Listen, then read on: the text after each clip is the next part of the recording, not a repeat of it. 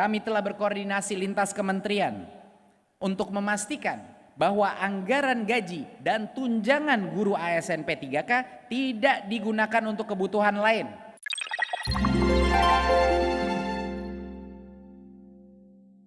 Walaupun menteri itu tugas yang sangat berat, setiap kali saya berinteraksi dengan guru di daerah-daerah, semangat saya menjadi semakin kuat. Optimisme saya semakin meningkat, apalagi berbicara dengan guru-guru honorer di daerah yang tidak pernah pantang menyerah. Ini yang saya mau sebut. Pertama, senang sekali bisa mendapatkan kesempatan untuk kembali bertemu dengan ibu bapak guru dari seluruh penjuru Nusantara pada peringatan Hari Ulang Tahun PGRI ke-77 ini, sekaligus Hari Guru Nasional tahun 2022. Yang saya hormati Bapak Presiden Joko Widodo, mewujudkan SDM unggul adalah cita-cita yang sudah lama kita impikan. Tetapi seperti yang kita tahu, pelajar kita masih tertinggal dalam hal kemampuan literasi dan numerasi, dalam hal minat membaca, juga dalam hal kemampuan bernalar kritis. Salah satu sebabnya adalah kurikulum yang terlalu membatasi keleluasaan guru untuk mengembangkan pembelajaran.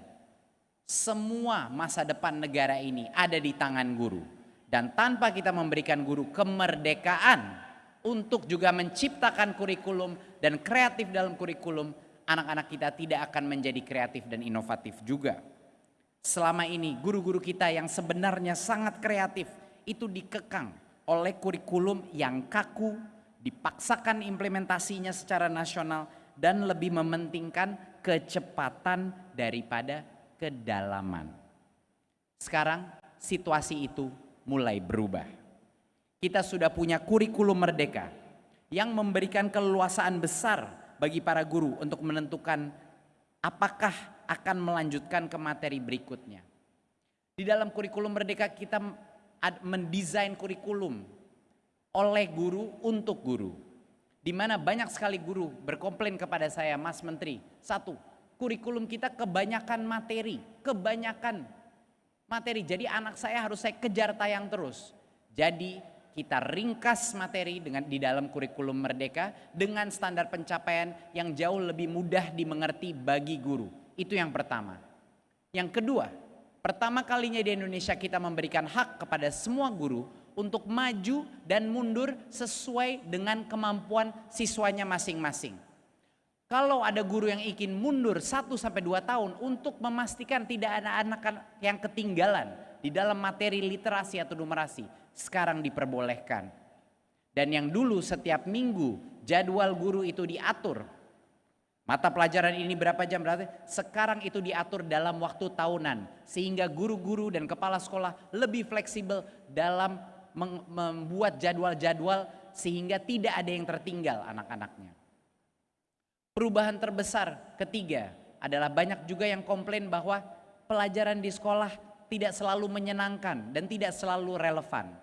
Tapi dengan kurikulum merdeka, guru diberikan kebebasan untuk menciptakan project based learning untuk pertama kalinya, menggunakan kreativitas guru untuk project kesehatan, project kebinekaan, project tematik mengenai green energy atau perubahan iklim, kewirausahaan, kearifan lokal, dan lain-lain. Guru diberikan kemerdekaan sekarang di garis depan pendidikan kita dan di garis depan kurikulum kita. Agar guru juga terus maju, maka pendidikan guru juga harus bertransformasi. Saat ini program pendidikan guru unggulan kita atau guru pemimpin pendidikan kita, yaitu program guru penggerak, berfokus mempersiapkan generasi baru pemimpin pembelajaran, masa depan kepala-kepala sekolah dan pengawas-pengawas masa depan kita.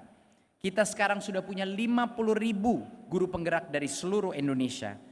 Generasi baru kepala sekolah dan pengawas yang siap menghadirkan perubahan untuk sistem pendidikan kita. Saya ingin meminta kepada semua kepala daerah sesuai dengan kebijakan dari pusat, mohon secepat mungkin mengangkat guru penggerak menjadi kepala sekolah dan pengawas di setiap daerah.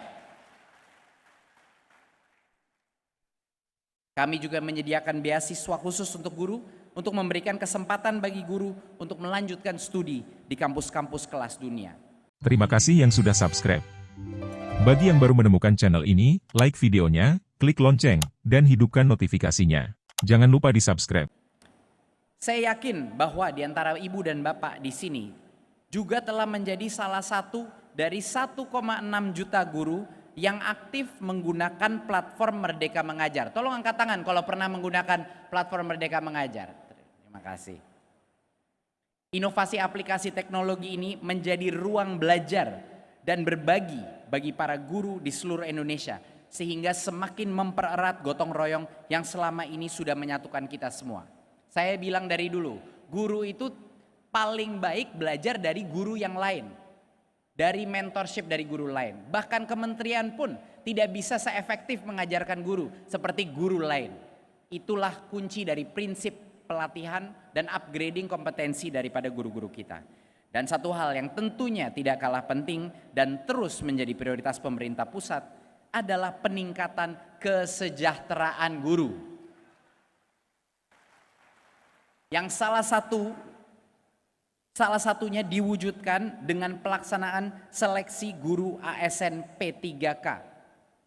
Walaupun ada berbagai macam ketidaksempurnaan dengan proses P3K ini yang kita ketahui bersama, Bapak Ibu, tahun lalu 300.000 guru honorer sudah diangkat menjadi ASN P3K.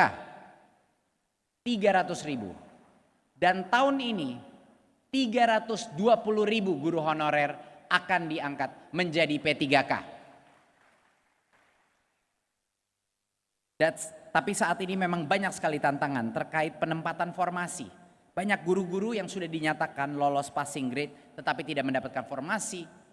Pemdanya tidak mengajukan formasi, ada berbagai macam isu di lapangan dan saya sangat mengerti keresahan yang ada di banyak hati guru-guru. Untuk mengatasi hal tersebut, kami mendorong Pemda untuk mengangkat para guru yang sudah lolos seleksi agar bisa memenuhi kebutuhan formasi guru di setiap daerah. Dan kami juga telah menyiapkan rencana kebijakan terkait guru ASN P3K di tahun depan. Yang pertama Bapak Ibu, dan ini sudah diputuskan kolaborasi antara kami, Kemenpan-RB, Kemendikbudristek, Kemenpan-RB dan Kemenq dengan juga restu Pak Presiden. Terima kasih sekali Pak Presiden untuk dukungannya kepada guru-guru honorer. Jika pada bulan Maret tahun depan Pemda tidak mengajukan formasi sesuai dengan kebutuhan, maka pemerintah pusatlah yang akan melengkapi formasi tersebut. Poin kedua, kami telah berkoordinasi lintas kementerian untuk memastikan bahwa anggaran gaji dan tunjangan guru ASN P3K tidak digunakan untuk kebutuhan lain. Bahkan tidak boleh untuk kebutuhan lain di bidang pendidikan, hanya untuk guru P3K untuk tahun depan. Dan ketiga, anggaran bagi guru ASN P3K hanya akan ditransfer ke Pemda setelah guru-guru honorer tersebut diangkat Bapak Ibu. Ini adalah 3 kebijakan yang akan mendorong dan mengakselerasi janji kami untuk memastikan kesejahteraan guru di negara ini terjamin. Yang saya hormati Bapak Presiden Joko Widodo beserta Ibu dan Bapak guru.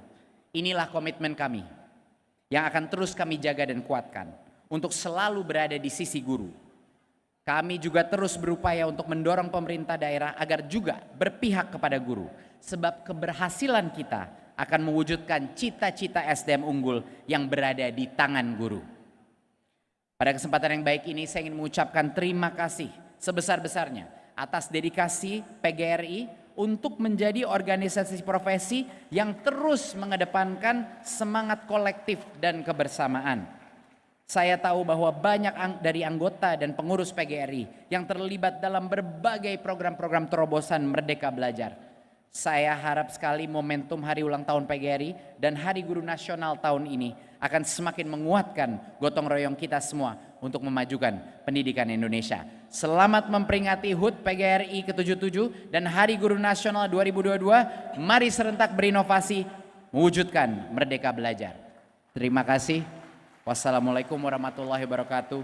Om Shanti Shanti Shanti Om. Namo Buddhaya.